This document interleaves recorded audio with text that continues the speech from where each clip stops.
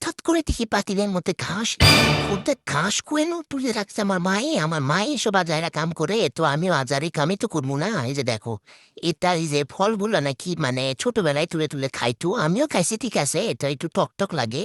তো এইটা তুলে আনছে যে আমি ইফতার পর খামু, এই জন্য ভিজায়ও রাখছে। কি কথা ভাই, এমন এমন কাণ্ড করে আমার মায়ে। এই যে দেখো, আমাদের বাসার অবস্থা খুবই খারাপ ভাই, আমরা সবকিছু প্যাকেট করতেছি যে আমরা বাসা চেঞ্জ করব আর কি। ভিডিও কখন করবো আমি জানি না।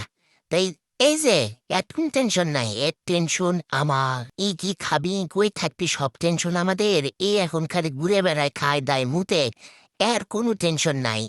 এই শালার বেটা দেনে যে টেনশন।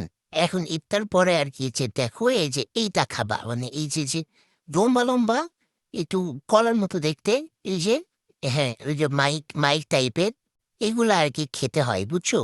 এটা এখন আমি ছিঁড়ে নিচ্ছি, বহুত দিন আগে খাইছিলাম। তো চিড়ে নিলাম, এখন অল্প একটু লবণ ভরে নেব, বেশি না, অল্প। এই যে এমনে এমনে একটু খাই দেখি, টেস্টি তো ভুলে গেছে কি একটা অবস্থা। হা, টক টক, একটু কাঁচা কাঁচা গন্ধ, টক টক। এইটাই আর কি। কি কমো ভাই, আমার মা পারে আইনে যে পাতিলের মধ্যে করে ভিজাই রাখছে, যে সারাদিন ধরে যদি আবার শুকিয়ে যায় তাহলে ভালো লাগবে না। কি কথা, এই একই কাম আমি করলাম নি।